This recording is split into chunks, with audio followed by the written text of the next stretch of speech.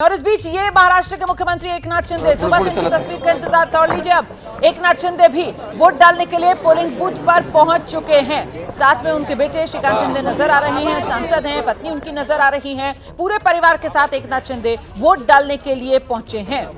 मुख्यमंत्री एकनाथ शिंदे इन्हीं का चेहरा सामने रखकर महायुति चुनाव मैदान में उतरी हुई है। लेकिन अगर जीतेंगे तो क्या महायुति की तरफ से दोबारा ताजपोशी एकनाथ शिंदे की ही की जाएगी? इस सवाल के जवाब में हर तरफ से यही कहा जाता है कि जब नतीजे सामने आ जाएंगे तो मिल बैठकर सब मुख्यमंत्री के चेहरे पर फैसला लेंगे। ये भी एक गजब किस्म की राजनीति है जो इस बार महाराष्ट्र में देखने के लिए मिल रही है। एकनाथ शिंदे के नाम और चेहरे को लेकर महायुति की तरफ से कहा जाता है आज की स्थिति यह है कि आज वो हमारे मुख्यमंत्री हैं, लेकिन नतीजे आने के बाद आगे क्या होगा इस पर फैसला लिया जाएगा। फिलहाल एकनाथ शिंदे पूरे परिवार के साथ वोट डालने के लिए पहुंचे हैं। एकनाथ शिंदे जिन्हें श्रेय इस बात का जाता है कि 2024 लोकसभा चुनाव महाराष्ट्र में महायुति को जो बड़ा झटका लगा था उससे बढ़ने के लिए एकनाथ शिंदे की ही वो योजना, लाडकी बहन योजना, और न सिर्फ एक लाडकी बहन योजना बल्कि कल्याणकारी योजनाओं की एक बार सी शिंदे सरकार की तरफ से लाई गई ताकि किसी तरीके से डैमेज कंट्रोल कर लिया जाए और विधानसभा चुनाव में महायुति की नैया पार लगाई जाए। अब वो कितना असरदार रहेगी इसका अंदाजा तो 23 नवंबर नतीजों वाले दिन ही लग पाएगा। फिलहाल एकनाथ शिंदे वोट डालने के लिए पोलिंग बूथ पर पहुंचे हुए नजर आ रहे हैं। और साथ ही साथ ये महाराष्ट्र का विधानसभा चुनाव असली शिवसेना कौन सी, नकली शिवसेना कौन सी, इसको लेकर भी कानून का फैसला अलग, लेकिन जनता की अदालत में जब कसौटी पर यह मामला कसा जाएगा तो तस्वीर साफ होगी। वो शिवसेना नाम वाली, शिवसेना चुनाव चिन्ह पहचान वाली पार्टी असली पार्टी होगी जिसका नेतृत्व एकनाथ शिंदे के हाथ में है, या फिर ठाकरे परिवार वाली, उद्धव ठाकरे के नेतृत्व वाली शिवसेना को जनता असली शिवसेना के खिताब से नवाजेगी। ये वो तमाम सवाल हैं जिनके जवाब 23 नवंबर जब महाराष्ट्र विधानसभा चुनाव के नतीजे सामने आएंगे तभी मिल पाएंगे। समीर सर, बिल्कुल 23 तारीख को यह तय हो जाएगा कि शिवसेना का नया ठिकाना क्या ठाणे बनने जा रहा है या मातोश्री भाई बना रहेगा जहां उद्धव ठाकरे रहते हैं।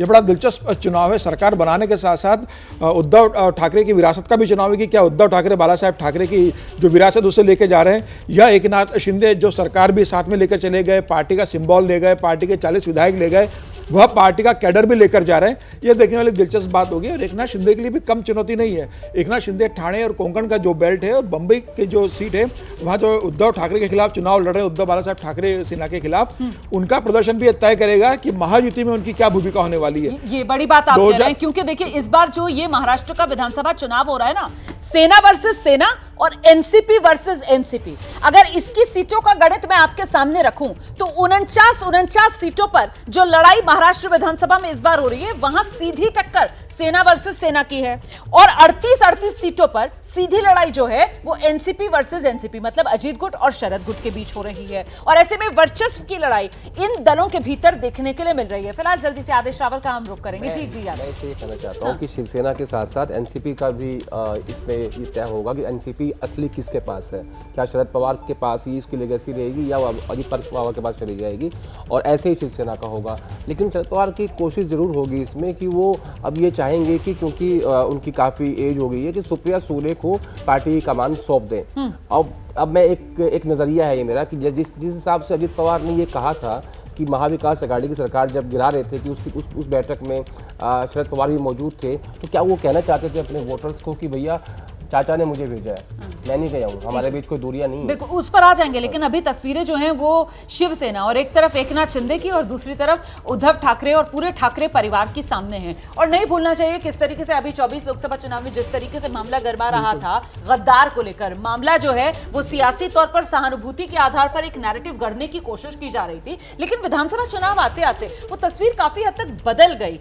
आपको ऐसा लगता है समीर सर कि वो गद्दार से लेकर वफादार से लेकर सहानुभूति वोट उस सब की जो ढलान पर वो सब जाता हुआ नजर आया? नहीं, मुझे नहीं लग रहा कि वो ढलान पे जा रहा है। विधानसभा में तो ज्यादा आएगा। देखिए लोकसभा चुनाव तो प्रधानमंत्री मोदी के नाम पर चुनाव लड़ा गया था। असली ताकत और असली कौन शिवसेना है और कौन किसके साथ जुड़ा हुआ है, मुझे लग रहा है अब जमीनी स्तर पर यह देखने को मिलेगा। जमीनी स्तर पर जनता का सेंटिमेंट किसके साथ रहेगा। क्या वो एकनाथ शिंदे को मान लेते हैं, भारतीय जनता पार्टी का कितना सपोर्ट एकनाथ शिंदे को मिलता है, ये देखने वाली बात होगी। उद्धव ठाकरे इस लड़ाई में अकेले पड़ते नजर आ रहे हैं। जहां एकनाथ शिंदे को भारतीय जनता पार्टी का कैडर, संघीय स्वयंसेवकों का समर्थन जमीनी स्तर पर मिल रहा है, उद्धव ठाकरे का सबसे बड़ी समस्या है कि वो दो ऐसे विरोधी दलों के साथ मिलकर लड़ रहे हैं जो दोनों के साथ दशकों तक विरोध की राजनीति करते रहे, शरद पवार के साथ और कांग्रेस के साथ। तो उद्धव ठाकरे के लिए बंबई के अंदर बेहतर प्रदर्शन करने की बहुत बड़ी चुनौती होगी। हालांकि लोकसभा चुनाव में 3 सीटें मुंबई से उद्धव ठाकरे ने जीती थी, लेकिन ठाणे, कोंकण बेल्ट, बंबई की इन सीटों पर उद्धव ठाकरे बहुत अच्छा प्रदर्शन नहीं करते हैं। तो मुझे लग रहा है कि जिस तरीके से कमजोर कड़ी महाविकास आघाड़ी में कहा जाता है कि अजित सुन लेते हैं क्या कह रहे थे। और मुझे पक्का भरोसा है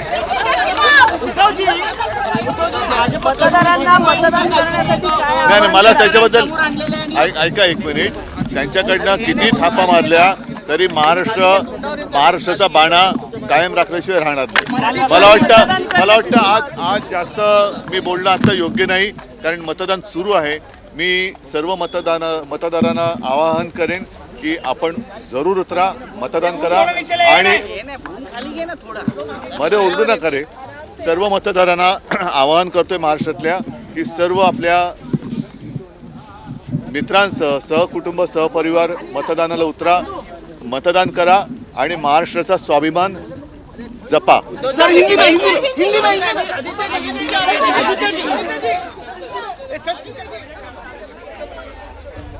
तो उद्धव ठाकरे मीडिया के सामने आकर बस यही कहते हुए कि ज्यादा से ज्यादा संख्या में लोग बाहर निकलें और अपनी जिम्मेदारी जरूर निभाएं, वोट जरूर दें। समीर साहब मराठी में यही कह रहे थे उद्धव ठाकरे। बिल्कुल ये कहते कि आज मैं मतदान की बात करूंगा, बाकी कोई जिक्र नहीं करूंगा। महाराष्ट्र के मतदारों से उन्होंने आह्वान किया है कि ज़्यादा से ज़्यादा मात्रा में बाहर निकलें और मतदान करें। तो उद्धव ठाकरे के लिए सबसे बड़ी चुनौती है, जो मैं बता रहा था कि इस बार महाविकास आघाड़ी में उद्धव ठाकरे के लिए सबसे बड़ी चुनौती है कि अपने आप को जो विधायक टूट के गए थे उन सीटों पर वापस जीतना और कम से कम वो 40 से 50 सीटें जीतकर बताया कि महाराष्ट्र में और मुंबई में उनकी ताकत बनी हुई है। जैसे अजित पवार की स्थिति बहुत अच्छी नहीं है महायुति में, वैसे ही उद्धव ठाकरे के लिए यहाँ पे चुनौती बनी हुई है। चुनाव के बाद नए समीकरण बनेंगे। अभी जो विकास आघाड़ी और महायुति के जो गठबंधन के दल है, मुझे लगता है 23 तारीख को जो परिणाम आएगा उसके बाद एक कोई नया गठबंधन भी आकार ले सकता है। हो सकता है अजित पवार पाला बदले, हो सकता है उद्धव ठाकरे कुछ ऐसी स्थिति बने कि भारतीय जनता पार्टी के साथ लौट कर आए। मुख्यमंत्री को लेकर एक लड़ाई होगी। उद्धव ठाकरे को अगर कांग्रेस मुख्यमंत्री के बनाने के तैयार नहीं होती तो क्या होगा? क्या अजित पवार वापस लौट के शरद पवार के पास आ सकते हैं? क्या शरद पवार नया कोई गेम करते हुए महायुति के साथ जा सकता है? तो मुझे लग रहा है पार्टी का जैसा प्रदर्शन होगा उसके हिसाब से आने वाली गठबंधन की नई स्थिति 23 तारीख के बाद साफ होगी। बिल्कुल, लेकिन आज की तारीख में आदेश कहा जाएगा कि उद्धव ठाकरे का बहुत कुछ दांव पर लगा हुआ है, क्योंकि यही उद्धव ठाकरे थे और इन्हीं की वो मुख्यमंत्री बनने की जिद थी, सीएम की कुर्सी पाना चाहते थे, जिसकी वजह से वो 2019 महाराष्ट्र विधानसभा चुनाव के जब नतीजे आए थे उसके बाद से एक सियासी तूफान महाराष्ट्र की सियासत में आया। देखिए, मैं सबसे पहले ये बात बोलूंगा कि कांग्रेस और बीजेपी को छोड़ दूं, बाकी सारे दल आपस में मिल सकते हैं। अच्छा, खुला खेल है बिल्कुल। हाँ। ये दो दल आपस में नहीं मिल सकते, कांग्रेस और बीजेपी नहीं मिल सकती। बाकी 23 तारीख को जैसे समीर सर बता रहे हैं कुछ भी हो सकता है। शरद पवार ने 2014 में देवेंद्र फडणवीस को समर्थन दिया था। अब जो विचारधारा थी शिवसेना और बीजेपी की, तो इन पिछले 5 सालों में उद्धव ठाकरे शिवसेना जो है वो सेकुलर पार्टी हो गई है। उनको लोकसभा चुनाव में मुसलमानों ने भी वोट दिया। तो 23 तारीख को जो नए समीकरण बनेंगे उसमें ना कौन कहाँ जाएगा छोड़ के कांग्रेस और बीजेपी को, कोई कुछ नहीं कह सकता। कुछ भी हो सकता है। अजित पवार की वापसी हो सकती है, पवार साहब आपने बड़ी इंपॉर्टेंट बात की थी कि विचारधारा और विचारधारा से जुड़ी हुई पार्टियां, उसका तो सपोर्ट हो चुका है। वो तो कोई भी पार्टी किसी भी विचारधारा के साथ अब जुड़ाव अपनी रखती नहीं है। सब जो है फिलहाल मतलब के यार, या फिर यूं कहा जाए कि साहब कुर्सी का प्यार ऐसा है कि जिसको जहां लगता है कि कुर्सी मिलने के ज्यादा आसार, उस तरफ वो पाला बदल लेता है। और इस सब के बीच ये तस्वीर आ गई है महाराष्ट्र के मुख्यमंत्री एकनाथ शिंदे की। वोट डाल दिया है, वोट डालने के बाद बाहर पोलिंग बूथ के आ गए हैं, मीडिया के सामने खड़े हुए हैं, इंतजार कर रहे हैं परिवार के और उसके बाद मीडिया के सामने अपनी बात एकनाथ शिंदे की तरफ से रखी जाएगी। एकनाथ शिंदे, कहा तो उद्धव ठाकरे के सिपह सलार के तौर पर एकनाथ शिंदे की पहचान थी, कहा तो उद्धव ठाकरे के बेहद करीबियों में एकनाथ शिंदे गिने जाते थे। लेकिन फिर महाराष्ट्र की सियासत ने ऐसी करवट बदली कि सबसे वफादार उद्धव ठाकरे के एकनाथ शिंदे, उन्होंने ऐसी बगावत कर दी कि उद्धव ठाकरे सीएम की कुर्सी उन्होंने गंवाई, सत्ता से बाहर उनको होना पड़ा और खुद मुख्यमंत्री की कुर्सी पर एकनाथ शिंदे बीजेपी के जोर से आकर बैठ गए। देवेंद्र फडणवीस डिप्टी सीएम के तौर पर उनके तैनात हुए।